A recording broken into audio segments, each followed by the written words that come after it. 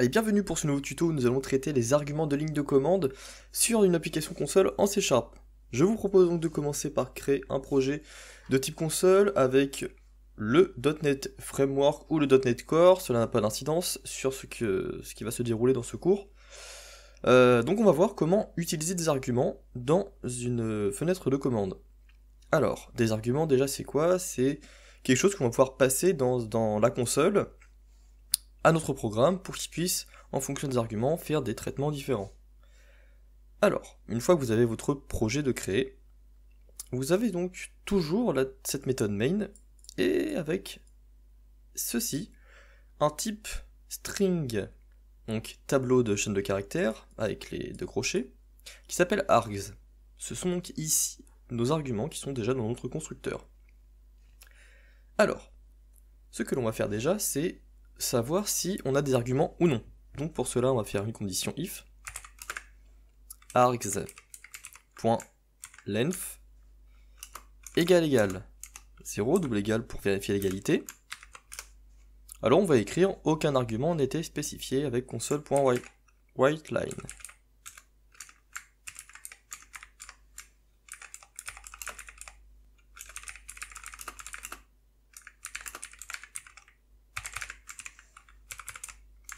Voilà. Alors, j'ajoute tout à la fin un console.readkey qui va nous permettre d'indiquer à notre programme que l'on veut attendre qu'un utilisateur appuie sur une touche pour pouvoir fermer notre programme. On lance démarrer.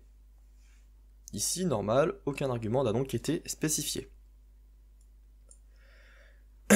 Alors, ce que l'on va faire, c'est qu'on va ouvrir en faisant un clic droit en haut à gauche sur notre programme.cs le dossier qui contient ce fichier. On va aller dans bin, debug, et voilà. Ici, on a l'endroit où on a notre exécutable qui est généré. Alors, on va faire un shift clic droit. Ouvrir la fenêtre PowerShell ici. Je vais réduire un petit peu la taille. Ok. On va faire // anti/, si je trouve la touche. Voilà. Argument.exe. Vous voyez, on peut lancer notre programme comme ceci avec une commande. Aucun argument n'a été spécifié. Alors par contre, si je lance, hop, vous voyez, j'ai passé test, rien ne s'affiche, puisqu'évidemment, s'il y a des arguments, on ne fait aucun traitement. Alors on va modifier notre programme avec un else. Donc là, on est dans le cas où des arguments ont été trouvés. Alors ce que je vais vous proposer de faire, c'est de faire un switch. Switch sur notre args de 0, qui est notre premier argument. Alors, default, donc là c'est le cas où on ne traite pas en fait cet argument, ou cet argument n'existe pas. On va écrire cet argument n'est pas pris en charge.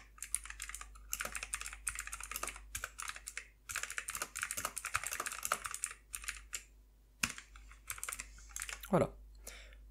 On peut générer, retourner dans notre fenêtre PowerShell, relancer, donc j'utilise la flèche du haut pour pouvoir récupérer la commande qu'on a exécutée précédemment. Vous voyez, cet argument n'est pas pris en charge. Alors ce que l'on peut ajouter ici, on va ajouter des cas d'utilisation, donc avec le mot-clé case, 2 points. Alors, avant les 2 points, il nous faut spécifier, du coup ici on est sur une chaîne de caractères, donc par exemple la version. Et ici en fait on va afficher la version de notre programme à l'utilisateur.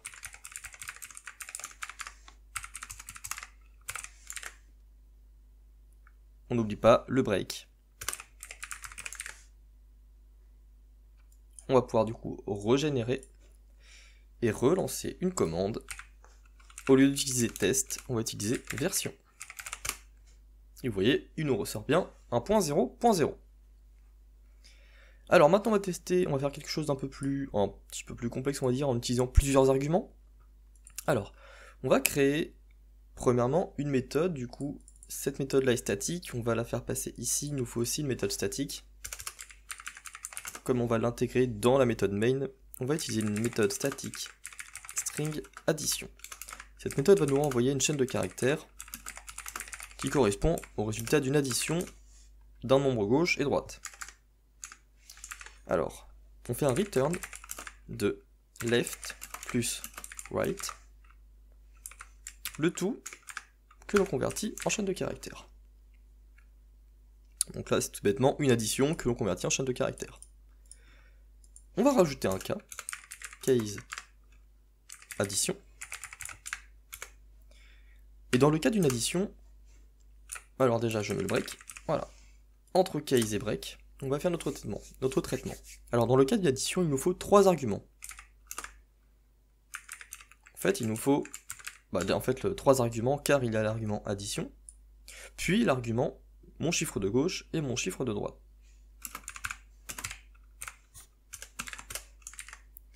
Donc ici, on va déjà faire le cas else. Donc si jamais les arguments ne sont pas respectés, on va pouvoir écrire un message, 2 arguments sont nécessaires pour effectuer une addition.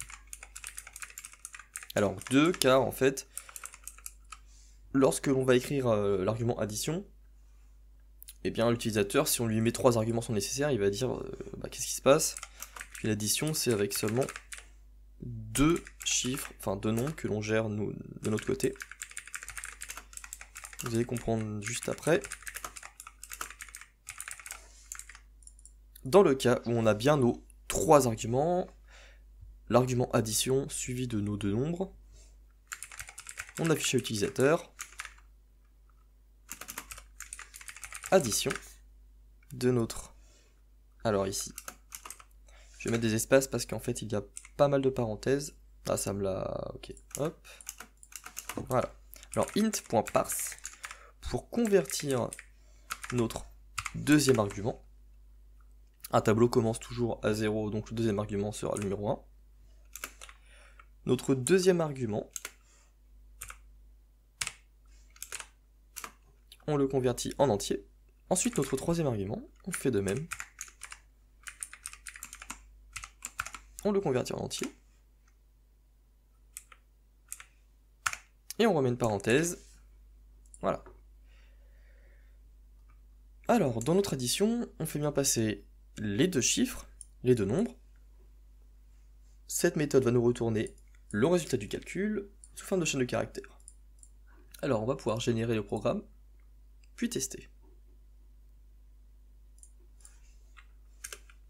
Alors, argument, addition. 2 arguments sont nécessaires pour effectuer une addition. Voilà à quoi sert le message, c'est-à-dire que ici il nous dit en gros 2 nombres sont nécessaires pour effectuer une addition. On aurait pu aussi afficher ce message là. Donc si on met 1 et 2, ça nous donne bien 3. Donc on peut essayer avec des gros chiffres, il n'y aura pas de souci. Voilà, on a donc le résultat de notre addition en ligne de commande. Alors voilà pour les arguments de commande. Je vais vous montrer une deuxième méthode. Alors, on va pouvoir supprimer ceci. Enfin, vous, si vous voulez, vous pouvez créer un autre projet. C'est juste pour vous montrer une deuxième façon de retrouver des arguments. On va pouvoir avoir une méthode main qui n'a pas de constructeur contenant un paramètre. Mais on va pouvoir récupérer nos arguments en créant un tableau ici.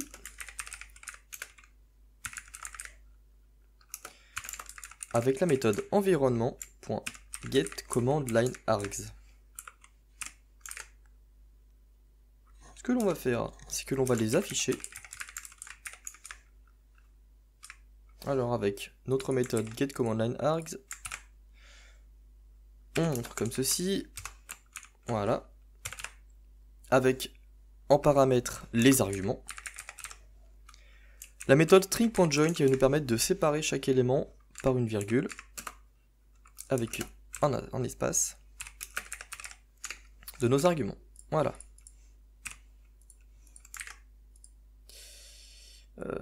Est-ce que j'aurais pas oublié une parenthèse? Oui. Et on fait un console.readkey.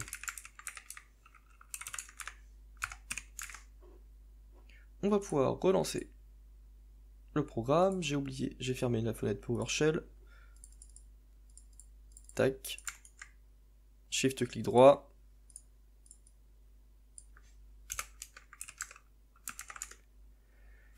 / argument.exe, test, version, addition. Et vous voyez, on nous renvoie avec une virgule test version addition. Alors, on a aussi une autre façon de pouvoir passer des arguments. Ici, on va pouvoir créer un raccourci. Alors l'emplacement de l'élément, c'est ceci. Voilà, alors on peut appeler ça argument, comme ceci on fait la différence. Et ici, on peut passer des paramètres. Donc on a la cible, et juste après le guide mais, arc1, arc2, arc3. Et j'ai fermé le dossier. Et on peut cliquer dessus. Et vous voyez, arc1, arc2, arc3. Donc voilà pour ce tuto, j'espère que je vous ai du coup appris les bonnes manières de traiter des arguments, que vous avez bien compris la chose. Si vous avez des questions, n'hésitez pas à les poser dans les commentaires. Il y a énormément de choses à faire du coup avec ces arguments de ligne de commande.